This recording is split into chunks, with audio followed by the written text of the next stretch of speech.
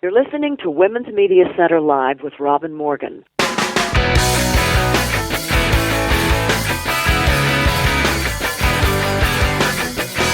Welcome to Women's Media Center Live.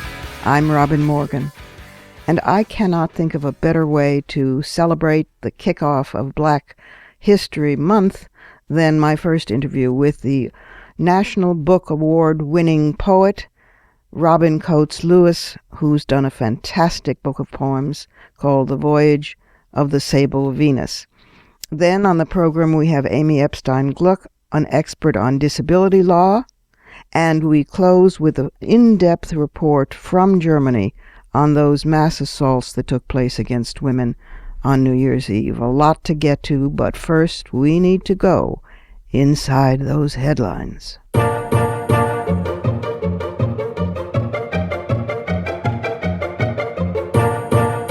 A few items, both negative and positive, that may have been not only inside the headlines but fallen into the cracks. First, the Oscars diversity scandal, or the lack of diversity.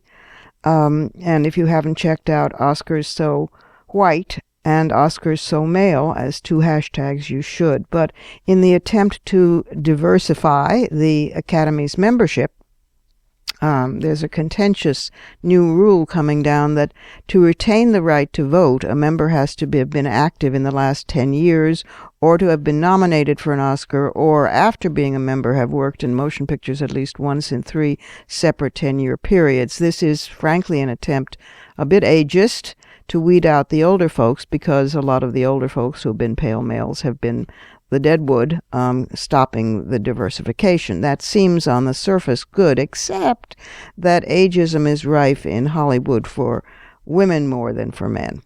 Actresses in particular get fewer movie roles as they grow older.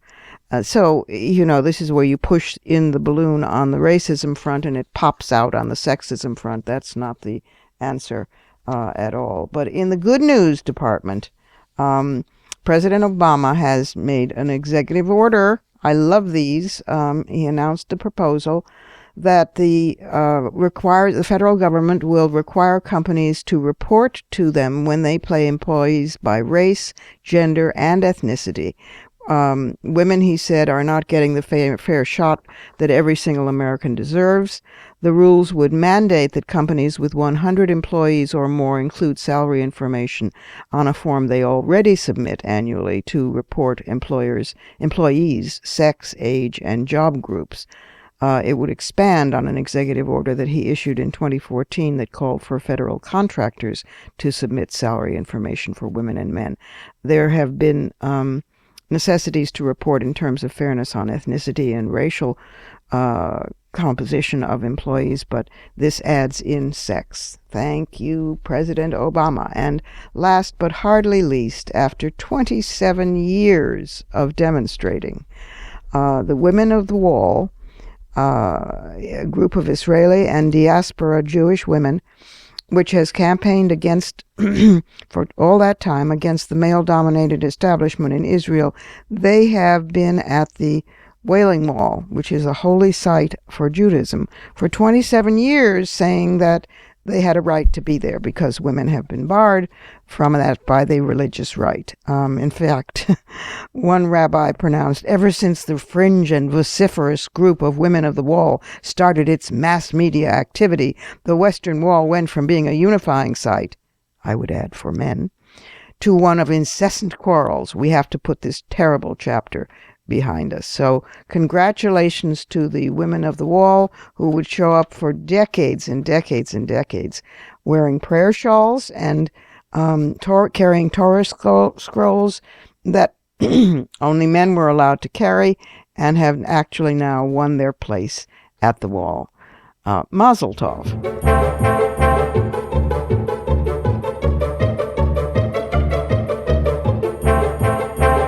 And now it's time for my first guest.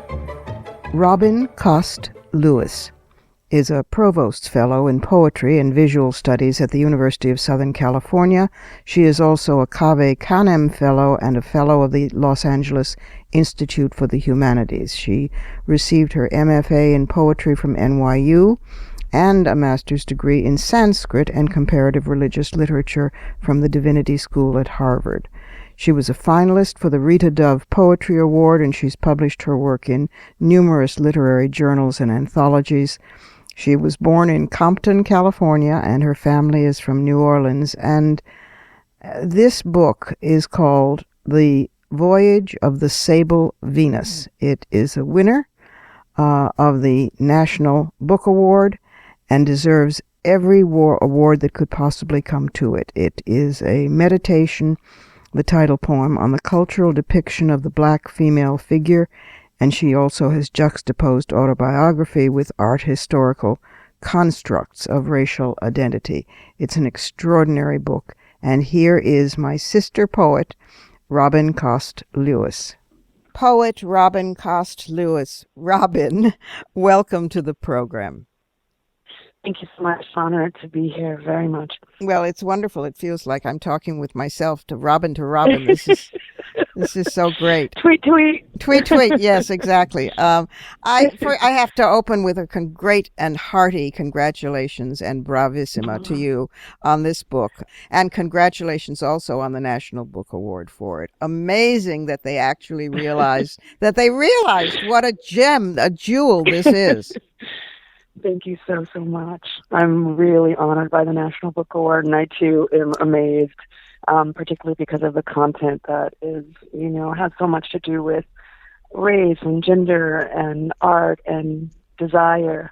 So it's doubly exciting for me. Yeah, that the book got the award, and wonderfully shocking to me. I mean, they actually they didn't run screaming in the other direction. It is an act of love and of revolution and of profound change, but it is also a first-rate book of art and of poetry. And basically, listeners, there's a long title poem, The Voyage of the Sable Venus, which is staggering. It's absolutely incredible. It is composed almost entirely of the titles of artworks from absolutely ancient to the modern, that feature or in some way comment on or describe the black female figure in Western art. And talk about stereotype, talk about power. But it's not just a list, because it's the way that you've arranged these. It's the skill of that. I mean, some examples are, find it, clasped in front of torso, holding a staff surmounted by a human head.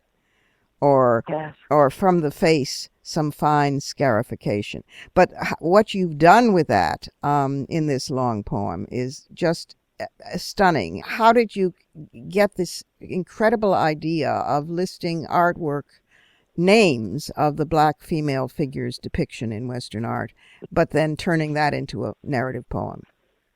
Well, it began with the title poem, Voyage of the Sable Venus, which is based on an etching, which is also based on a painting.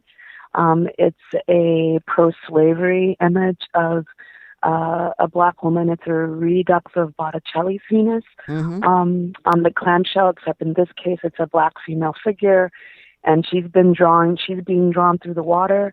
And it isn't until you really kind of look at the image that you realize it's a pro-slavery image, because one of the figures is carrying the flag of the Union Jack. And then you realize that what do you know? Disgusting. Yeah. It's disgusting. This black Venus is being carried through exactly the Atlantic, and she's going into slavery. They're taking her to be a slave. Yes. And so that title, Voyage of the Sable Venus, it was such a gorgeous title to me. I mean, yes. When had I ever, I was born in 1964 in the United States, and when had I ever seen Venus, so a marker of beauty, right, in the same sentence with a marker of darkness, right? Yes, Sable. Yes. Never. That yes, would be never. That's right. That's right. And and so it was just completely compelling and seductive to me. And so I started wondering about other titles. What were the other titles that included black women figures in them? And then I started really looking, and I had always been, a great lover of art, and so I knew about a lot of them. But when I really started looking, I found things that you read some of them that I just could not have imagined. I mean, And, art, truth is always stranger than fiction, as they say. I know it's cliche, but it is true. And so I would find, so many objects and images that included Black female figures, like, a button on the jacket of an emperor, and all the buttons were carved with Black female faces in them. And, that you have to start to wonder what has happened to human beings. How deeply has our imagination failed us, or have we wished for it to fail us, that we would think it was even remotely interesting to do that? I mean, who would even get the idea? Yes, precisely. What happened to that person? Yes, that they never once checked themselves. Yeah, it's never once wondered. It's breathtaking. Why do I need to degrade someone racially and in terms of gender in order to feel good about ruling this country? Yeah. Right. Yeah. So the research just went on and on. Well, it's breathtaking because also there's the individual detail effect, and then there is the cumulative effect. And I always say poetry and art goes where nothing else goes. I mean, you can do all the political rhetoric from here, till the end of time, and it doesn't come in under the radar and reach the heart the way that art does. And I was wondering whether the long form that you've used for the title poem in some way was influenced by the fact that you are, wait for it, listeners, the holder of a graduate degree in Sanskrit. And there are many great epics that are, and I thought, I wonder if that had an effect on the audacity of the length of this title poem. I'm so happy you asked me that question. It has everything to do with it. Thank you. Sanskrit is always in my mind. It's always in my pen. I'm always thinking about it. The epic tradition is a tradition that I just adore. And you have to really know how to sit still in order to appreciate the gifts of epic, because especially my favorite epic, the Mahabharata, it's over 200,000 lines. It's over 200,000 lines. It goes on and on and on. That's right. And the Ramayana is not chopped liver either. Right, exactly. I mean, exactly. In Sanskrit literature, it takes 5,000 lines just to clear your throat for an introduction. That's right. That's right. So, the other thing about Sanskrit that I very much wanted present in the poem is in terms of the form. So the first two, but especially the first catalog, is all couplets mostly. And that's because the shloka, which is a Sanskritic form, is one of the oldest poetic forms on the planet. And I wanted that to be reflected in the work itself, whether the reader knows it or not. I just hoped that someone one day, like you, thank you, would notice it and ask a question about it, because it was very important to me. Yeah, I'm so glad. That occurred to me, and I thought, these are all couplets, and I wonder. And never mind, listener. These are two crazy poets, both named Robin, talking to each other. But it's a whole other level of getting the poem that I absolutely love. And then there are there are other poems in the book that are also stunning, that are autobiographical or personal poems. There's one. I mean, no higher praise could be stated than envy. I envy you these lines. There's a poem called Lure that is just. You have to sort of have a stiff drink after, and it's about an incested child, and just a couple of lines. I am not 3, you are not 79. I mean, oh my God, there is already such a chill in those lines and in the distillation of the poetry in those lines. Hats off, Robin. I mean, thank you so much. It's just, Before we came online, we were talking about Toy Derricott for a moment. Yes. And I just want to say, with regard to that poem, when I wrote it, I did not want to write that poem ever. And it took me a couple of decades to finally sit down and do it. And the night that I wrote it, I remember it like it was yesterday. I told myself, put Toy on one shoulder and Luso Clifton on the other, and let's write this poem. Well, it worked. It worked. She's a wonderful poet. She's been a guest on this program, and she's very special. This is a great book, listeners. If you haven't got it, get it right away. It's available anywhere books are sold. It is published by Knopf. smart, lucky people to have Robin Coste Lewis as one of their authors. And it is The Voyage of the Sable Venus. And we're going to steal you back and get you back on the program in April when we do an all poetry show, if it's okay with you, because I love these poems. These are just extraordinary in terms of, I don't think there has been, Rita is pretty fantastic, so is Toy, but this is a profound leap forward in terms of a voice of a first-rate poet who also is a woman and also is a woman of color, and all of that comes together in her art, and I applaud it. Thank you so much for this book, Robin, and thanks for being with us on Women's Media Center Live. You come back, you hear? Thank you so much. I'm really honored to be here. It's time for a short break here at Women's Media Center Live. I'm Robin Morgan, and I'll be back in just a moment with an expert on disability law. What's right with it, what's wrong with it, where we're succeeding, where we're failing, and what an individual can do about it. Don't go away.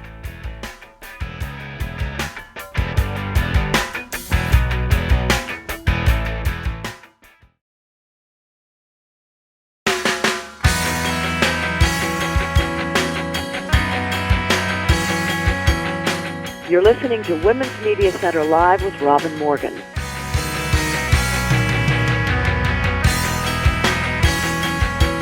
Welcome back. Amy Epstein Gluck is an attorney. She's a partner at the law firm Fisher Broyles, LLP, and she has for almost 20 years represented individuals and business clients in Virginia and Washington, D.C., advising and representing people on the issues of discrimination based on sex, age, race, or disability, including sexual harassment and wrongful termination and other EEO, Equal Employment Opportunity, matters. So now you can hear all about it.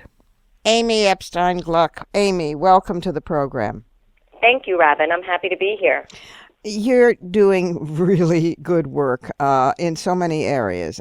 You've been representing women, often older, often disabled, often sexually harassed, who've been discriminated against in the workplace in violation of federal law. And your focus is sex, age, disability, race, sexual harassment, wrongful termination, and all sorts of EEO, equal employment opportunity matters. Let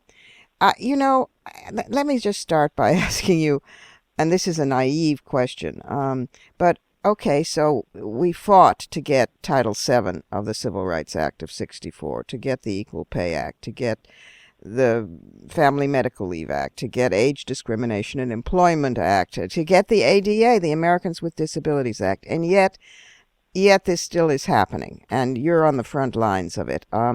What have we not done yet that we should be doing, other than what you're doing, which is educate people and take cases? What can the lay public do to raise consciousness about all of this?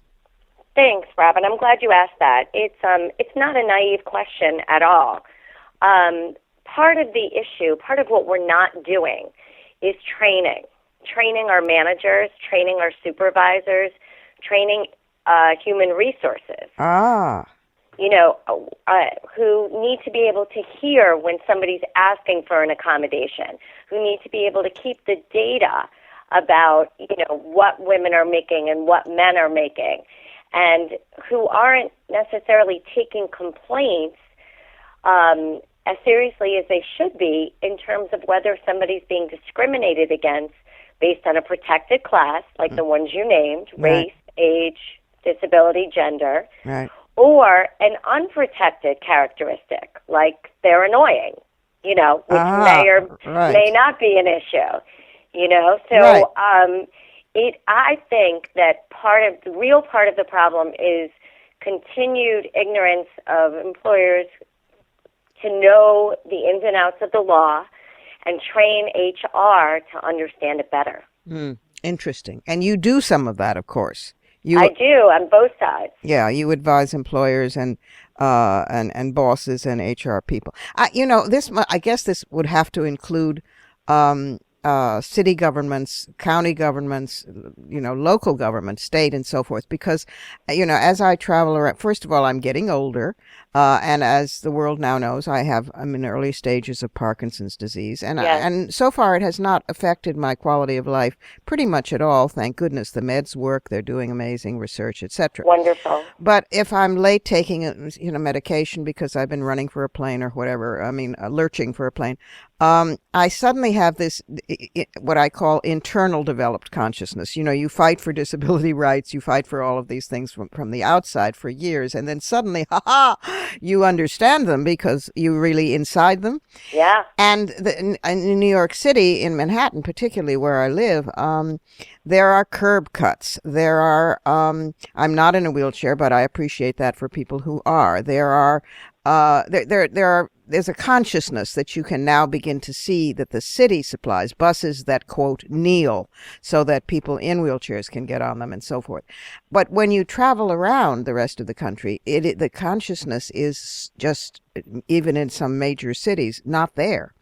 And I think I'm very proud of being a New Yorker, but that's one thing that I suddenly think so it has to affect city governments, this consciousness as well, right at the level where people live. Yes, it does, and there are different laws dealing with that, Robin. I primarily deal with employment situations, and the federal discrimination laws that you mentioned also affect, obviously, federal agencies and federal employees, as well as state and local government employees under the Rehabilitation Act or different human rights acts in the various states. Exactly. There are different coverage provisions. Right. So depending on whether you're a private or a public employee. Right. So we have to organize on that front as well, because suddenly Yes. I can see a day, where cobblestones are not my friend anymore. I understand. And think about, your situation. Imagine if you're in a big company and all of a sudden, you're doing your work and you develop Parkinson's, and you need something to help you perform the essential functions of your job. Exactly. That's primarily what I handle, is helping people understand what they can do to continue to perform those essential functions, and help employers see how to deal with those situations effectively and within the law. That's such an incredibly human, valuable service because, for example, I've been asked to speak at various, Parkinson's convocations or whatever. And because I've been organizing in terms of women and Parkinson's, and that women are discriminated against in research. But I'm very out there because, I'm a social justice activist. So, there it is. Now I have Parkinson's, whatever. But other people have come up to me very quietly at such meetings and said, I so envy you because, you're self-employed, you're a radio host, you're a writer, you're an author. So I work for a company and I'm in the closet about having Parkinson's. Yes. And my heart just breaks for that. And I realized how privileged I am to not have to answer in that respect to a boss who might think I can't do my job suddenly, simply because I'm no longer me in their eyes, So thank you for the work that you're doing. I mean, it's very valuable to all of us, including people who are not disabled, but will be someday if they live long enough and are lucky to, Yes. Well, thank you for that, Robin. And that is part of the issue, too, from the employee side, is that a lot of times employees don't want to report a disability that's impacting their performance because of the stigma. Yes. They worry that they're going to be treated differently. Right. But then their performance suffers or they're fired and they don't have recourse because they've never asked for a reasonable accommodation to deal with the disability. I see. So that they should know that their first step is always that. And then if that's denied them, then they move on. Yes. Their first step, if they're qualified to perform the essential functions of the job, then they ask for a reasonable accommodation, which is a change in the way duties are performed to help the employee perform her job duties or enjoy just the benefits and privileges of employment. And then the employer has to sit down and meet with the employee and talk to her, say, what is it that would help you perform the essential functions of your job? You also are a resource on special education needs in schools for kids, aren't you? Tell us a little about that. Sure, I do so on a community basis. My son was born with a physical disability, and my daughter developed a different kind of disability in elementary school, and I saw that nobody was talking about it. Nobody was dealing with, special education issues, and so on a community basis, I created a way to help my little community deal with special education issues so that teachers could kind of understand what accommodations, similar to the workplace issue, could help these kids. Those special education issues in public schools are dealt with under either Section 504 of the Rehabilitation Act and the Individuals with Disabilities Act. So, what I just do is I provide a resource for families to be able to discuss the process, and I provide information about seminars and workshops in the area to kind of keep the issue of disabilities in the forefront and not something that has to be hidden or embarrassed about or ashamed of. Yes, exactly. We're all struggling with something. Amy Epstein Gluck, thank you so much for the work that you do, and thank you also for, and continue to do and will, and thank you also for being with us on Women's Media Center Live. Robin, thank you so much. It was my pleasure to be here with you today. And now it's time for the Surrealism Corner.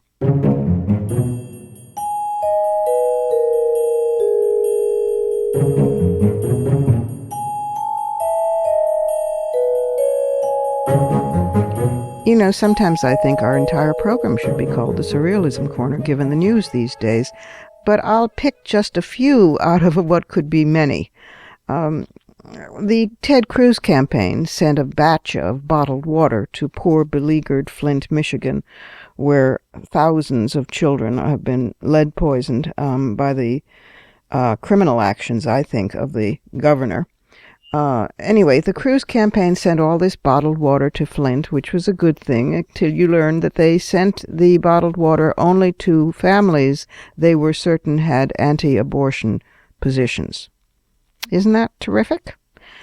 Meanwhile, moving right along in the Republican candidate slot, Carly Fiorina hijacked a batch of preschoolers who were on a trip to the botanical gardens in Iowa and sat them all down and gave them a talk about abortion and Planned Parenthood, lying as usual, even though the verdict has come in that Planned Parenthood did nothing wrong, but she is sticking to her lie story. And there are these photographs of these little kids sitting on their small chairs on the floor looking at her, totally bewildered at what this strange lady is doing or saying. God knows who advised her to do that, or whether she did it all on her very own.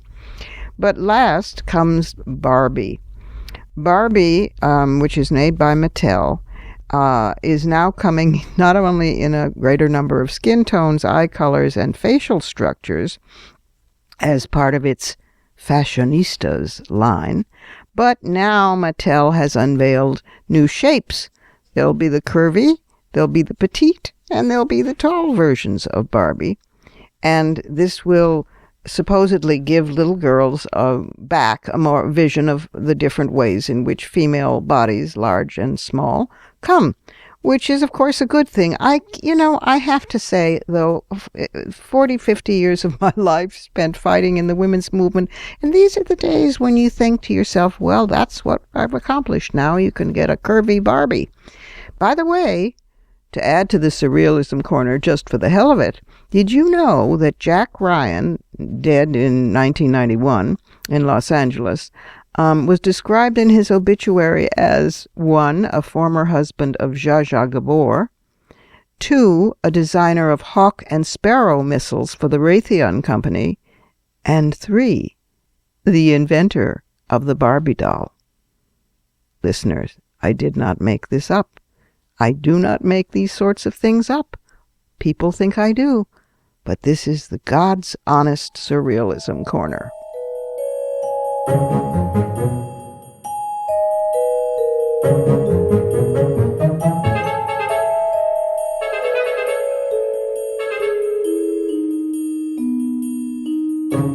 time for another short break here at Women's Media Center Live. I'm Robin Morgan, and coming up is an in-depth report from a feminist crack reporter from the magazine and newspaper Emma, all the way from Cologne, Germany, on the mass assaults that took place against women on New Year's Eve. It's an important story. You'll want to hear it.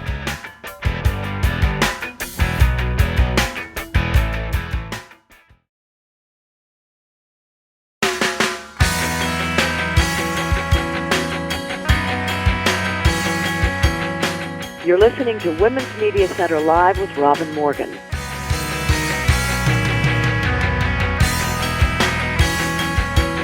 Welcome back again. My next guest, Alexandra Eul, that's spelled E-U-L, is a German journalist working with Emma, the great feminist magazine of Germany that's been operating for 39 years and is like an institution in the women's movement in Europe. And based in Cologne, where on New Year's Eve the mass assaults against women in public space took place. So you're going to hear an in-depth report, the like of which you have not heard in media anywhere else. Here is Alexandra Eul. I apologize for a few portions of the interview where the transmission with Germany was a bad connection, but mostly it's pretty clear and the content is crucial. Alexandra, Alex, welcome to the program. It's a pleasure for me to talk to you. Thank you. I am so grateful. This is the wonderful World Wide Web of feminist interconnections. I'm so grateful that Emma, the great German feminist magazine, which is the Ms. of Germany and much of Europe, founded by Alicia Schwarzer 39 years ago, my dear old friend Alicia Schwarzer. I'm so grateful it's still in operation and that you, who are a journalist and a writer for Emma, right there in Cologne, can tell us about the assaults on New Year's Eve. All we have heard in the States and much of the rest of the world is that these assaults took place. They were by Middle Eastern-looking men, and that this has been used by the male right and the male left, and not enough attention's being paid to the women. So, tell us what happened and the aftermath. So, what might be interesting in that case is that we are actually sitting maybe 10 minutes away from the square where everything happened. So we're really close to the main station in Cologne. And when we came back from our winter holidays, actually, on Monday the 4th, we already had a lot of emails of women that were saying, well, Emma, did you know what happened during New Year's Eve in this city and in other cities as well? So these things did not only happen in Cologne, but in Stuttgart, in Nuremberg, and in Hamburg as well. It was a smaller scale, but it was happening at the same time. And what the women who've been there were saying is that they kind of went there because they wanted to go home or because they wanted to go to another party, and they just ran into the crowd, and then they just faced a real disaster. They were touched all over the body. We have police reports that there were men putting fingers into the vagina of young women, taking down the panties, opening their trousers and putting their hands in, touching their breast, being so aggressive that in the end the women had like marks all over their body, and there are more than 400 women women now that have reported sexual violence to the police up to today. More than 400 women in Cologne alone. Yeah, it's only Cologne. Yeah. In Cologne alone. Well, what we also heard was that then, of course, I suppose expectedly, the right wing, which was xenophobic and anti-immigrant and anti-refugee to begin with, began to use this, of course, as an excuse to protect our pure womanhood, unquote. And the left came to the defense of the men who allegedly had done this, and the women were just stranded in between. How did that break down? what is interesting is that, first of all, nothing happened. Like, there was a big silence about the whole thing. Like, the press didn't react within the first 3 or 4 days, and there was a lot of like protests in the internet. But beside that, there was a big silence. And then the police came out with some information, and after even more days, it turned out that they didn't tell everything they knew in the beginning. So the whole amount of things which were happening there wasn't clear in the beginning. What was pretty clear from the beginning on is that most men that were like offending women or abusing women or sexually attacking women on that night had a North African or Arabic background, because that's what the women were reporting themselves. Yeah. Like, they had the idea that this was happening. And of course this was the time when the whole discussion kind of divided into two strings. You were just characterizing. Like, on the one hand, you had the right-wing movement in Germany, which is growing within the last years, saying, well, now you see what is happening here in Germany, now that we do have the refugees here. And at the same time, you had the other people like demanding that the victims kind of were not allowed to talk about what happened to them in front of the background of the perpetrators themselves. So we had a huge discussion in Germany whether it is okay or not to talk about the cultural background of the perpetrators. But of course, you have to name the perpetrators. That's a key point to solve a problem of sexual violence. You have to know who is the perpetrator. That's right. That's the only way to deal with it. Right. So these are the two discussion lines we are still having today, actually. So, of course, we're familiar with the fact that the left can sometimes tend, through its rhetoric, to betray women, while the right, in claiming to, quote, protect women, manages the oppression. So we get a double whammy anywhere. Tell me, there's a theory that some of these attacks, because they were also in different cities, were actually coordinated. Is that a real theory, and how would that have happened? Of course, people were asking pretty fast, okay, how can it happen that like up to 1,000 men or even more met in front of the main station, which actually is not a typical place to meet for New Year's Eve. It's a place where you go home, but it's not where you celebrate, right? So why have they been there, and how has the whole thing been organized, and what was the background behind this?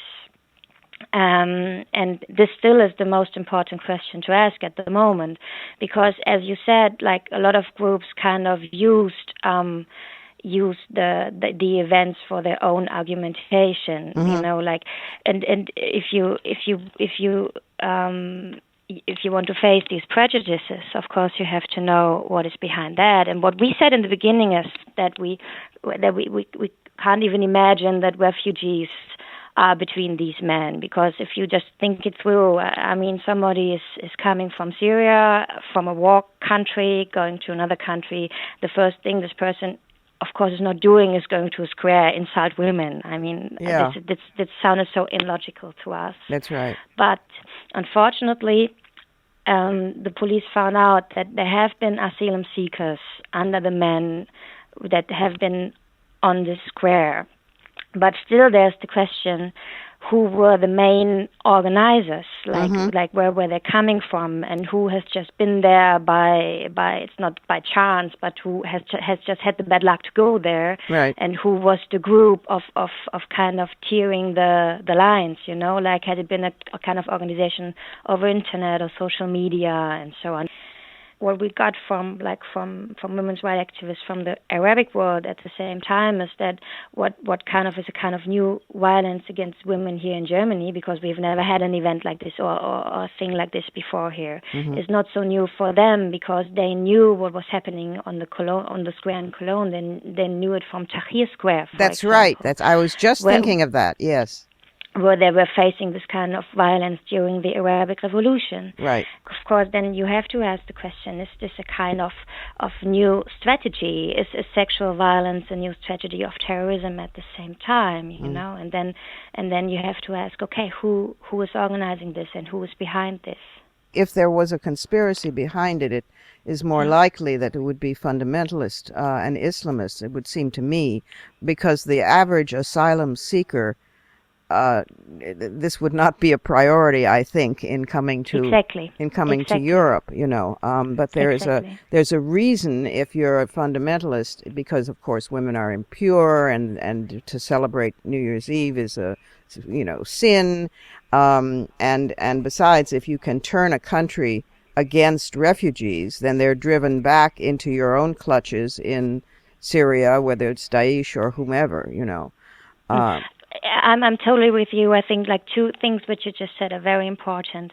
Like I'm personally, I'm very proud of this. We were very welcoming to the people, like fleeing to Europe and to Germany. Like we were trying to show, okay, you can come here and you can be safe and you can stay here and it's fine. And we try to manage this. And of course, this is the worst thing which in a PR way can happen to Islamists or to fundamentalists, that seeing that the kind of enemy which is supposed to be mean and the bad people from the West suddenly are opening up their arms and saying, you can just stay here, come here, and the people are fleeing the countries like in millions now. That's right. That's right. Yeah. And of course, for groups like the IS, this is a very bad advertising in a way. That's right. Well, it destroys their narrative of the terrible, people in Europe or in the United States and how they hate Muslims. Because if you're welcoming with open arms, it gives the lie to that theory. It might have been an organized event to destabilize like the welcome culture. Yes. In Germany, and of course, it also can be a strategy to humiliate women and to make them not safe anymore. If you control public space, you are already limiting women's access in the culture, in the society. Exactly. On our end, we also heard earlier, in fact, I did a commentary about this, that Norway, I think, had pioneered this, and then other Scandinavian countries picked it up, and apparently Germany had picked it up too, that they were initiating, due to some women in the cabinets of the various countries, they were initiating training sessions that were at first voluntary and then mandatory for refugee men from cultures, and it was done very sensitively and with respect, but from cultures where women are mostly sequestered, or in any event, where if a man from one of those cultures suddenly hits Cologne and sees women walking around and can see their bare legs and their arms and their uncovered hair and the fact that they can laugh and dance and be in public and have jobs,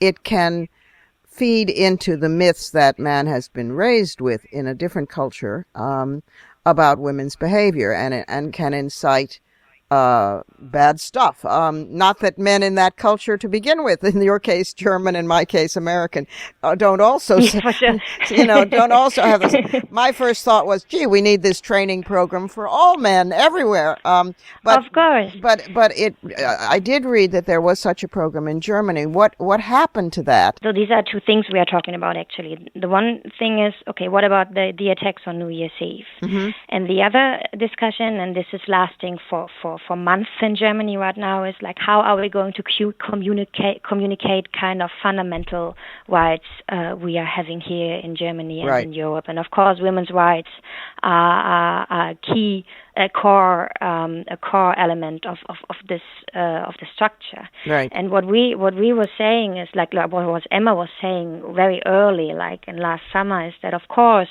it is important that we welcome refugees, but at the same time we have to communicate that women's rights are not negotiable. I think negotiable is the English word for that, and that there are certain things normal in Germany which might not be so normal if you're from Afghanistan or if you're from Syria. That's right. And that you have to communicate these things in integration courses, in language courses, and that you have to communicate it with the men and the women at the same time, because it is very important that women coming here, of course, know that they are having certain rights, and that they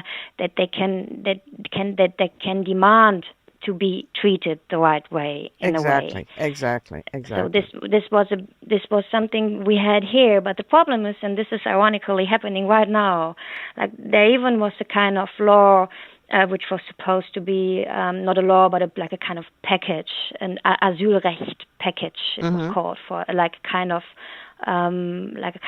general rules for people coming here and seek asylum. And in like some months ago, like the safety of the women that were fleeing to Europe was a big issue, and there was supposed to be a whole program providing houses where they can stay, and just take care that they're going to be safe, because we had reports about sexual violence against female refugees a lot here during their way coming to Europe, and in the what's the English word for that? Kind of camps that they are staying at the moment. Yes, we've all heard those. Some days ago, finally, our government just skipped that. Like right now, after the events of New Year's Eve, they just skipped the whole program. It's not going to happen. Oh, no. Which is incredible. Like it's something you just can't believe, actually. That's astonishing. Yes, it is. It is astonishing. What was their excuse? What was their justification?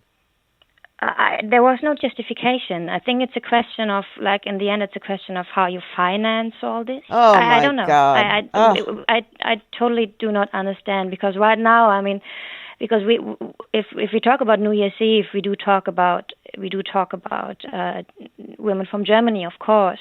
But if you look at it in a wider perspective, of course, the first victims of men that are capable of doing these things are the women from their own communities. Yes. And you know what I mean? And absolutely. That's what we have to take care about as well. That's right. The women in Germany, they are not letting this happen. Like if you talk to women at the moment all over the place, of course you have this kind of complicated debate between the left and the right, and the question, whoever did this, and is this going to happen again? Right. But if you look at the women are really angry, and they are really willing not to let this happen again. Like we had a lot of demonstrations in Cologne with up to 1,000 women saying, okay, we are reclaiming the night. So we have fought for our rights for years, and we won't let them take our place. You know what I mean? Yes, I do, and that is incredibly encouraging. Yes, it is very encouraging, and these women also are demanding to kind of make a change. Sexual violence in general is seen in our society. So they because, like, I don't know what is, I think in America you have the kind of yes is yes development. That's that if right. a woman says yes, it is okay, and as long as she doesn't say yes, you're not allowed to touch her. That's right. The absence of no does not qualify as a yes. It has to be a yes. Yes, precisely. In Germany at the moment, we don't even have a no is no. I see. If a woman says no to a man and he rapes her, he still has a very big chance not to face any consequences. I see. Because the law doesn't kind of cover this. The law doesn't recognize a woman's no. Yeah, well. Exactly. So, yes, so this is another big point in the discussion we have at the moment. Yes. So women are asking to change this law because right now what happened on New Year's Eve is not even illegal in Germany. You can touch a woman's breast, and you don't have to be afraid that you have to face any consequences. Really? So there's no laws about street harassment, or not in that kind, no. Really? It has to be out and out full sexual assault before it's considered illegal. Exactly. So if you take the victim's perspective, like in a long term, like seeing, okay, how are these women going to feel in 2 months, 3 months, 4 months, when they finally might realize what happened to them? Yes. They can be like traumatized of course. In a dimension which we can't even expect right now, because they just don't even know that they might just face a big nothing, because nothing is going to happen. That's right.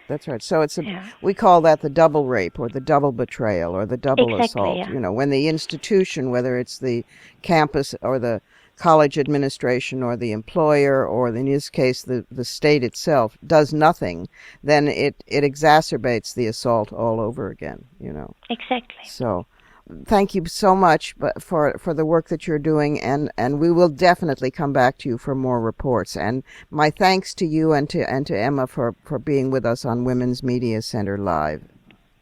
Thank you so much for talking to me. It's time for one last quick break at Women's Media Center Live. I'm Robin Morgan, but I'll be back in just a moment directly with some fighting words.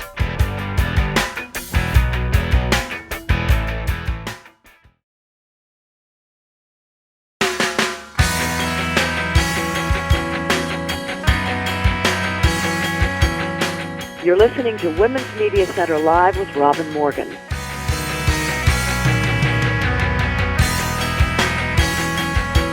Welcome back to some fighting words.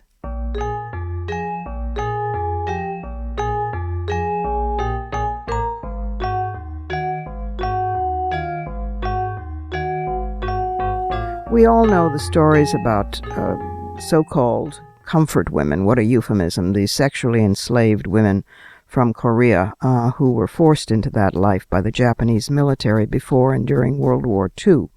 Most of the estimated 80,000 to 200,000 or more sex slaves came from Korea, and the Korean government has for years backed the survivors, and this has been a festering issue with Japan. But they were not the only women that Japan did this to. Everywhere there was a Japanese occupation, the women were kidnapped and put into work as sexual slaves, including in China and the Philippines and elsewhere in Asia. Well, in the Philippines, more than 1,000 girls and women, it's a low estimate, were sexually enslaved by the Japanese, and about 70 are still living. Just last month, as you know from this program and other coverage, Japan finally offered a formal apology and an $8.3 million payment to the Korean survivors, because the Japanese government was basically forced to by the Korean government, but the Philippine government has not given the same support to the surviving comfort women in the Philippines. It's true that the emperor met privately with President Aquino III of the Philippines and visited memorials dedicated to Japanese and Filipino soldiers who fought during World War II and expressed remorse for the atrocities committed by the Japanese military during battle, but made no mention of the women. And in 1993, the Japanese government issued a statement known as the Kono Statement, which actually acknowledged for the first time that indirectly its military had been involved in coercing women into sexual slavery during World War II, and a fund set up by private donors in Japan made payments to some former, quote, comfort women in Asian countries. But many of the women, survivors, rejected the payments as hypocritical and insensitive and insufficient, and the apology as way insufficient. But here's the real reason. Japan is the Philippines' largest trading partner and the country's largest aid donor, providing more than $20 billion in development assistance since the 1960s. And I would add that there's another even more toxic reason, which is that this practice continues to this very day. Japan is the leading market for sexual enslavement in Asia, and one of the leading markets in the world, and the primary source for Japan is the Philippines, where village women are lured to Japan with the promise of being mail-order brides or training for good jobs, and then once there find their passports and their phones taken away, and that they're put to work in sex slave brothels. So you can't very well, according to the Philippine government, which looks the other way to this practice, demand an apology and reparations for a practice that you permit to continue and is going on right now.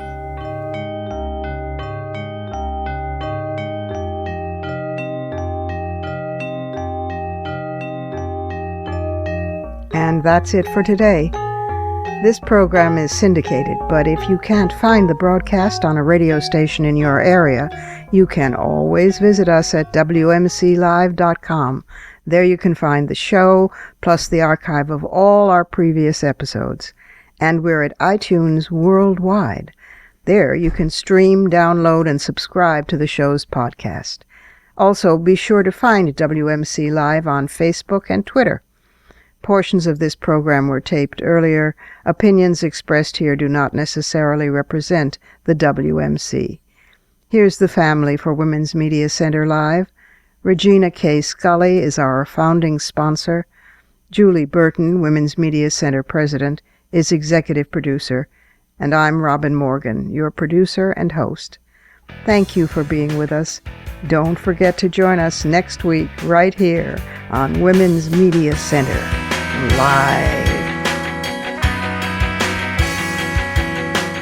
For the smartest talk about news, politics, sex, books, religion, race, and more, tune your radio to Women's Media Center Live with Robin Morgan. Audacious, witty, provocative, informative, and fun. It's Women's Media Center Live with Robin Morgan on WMCLive.com. Talk radio with a brain.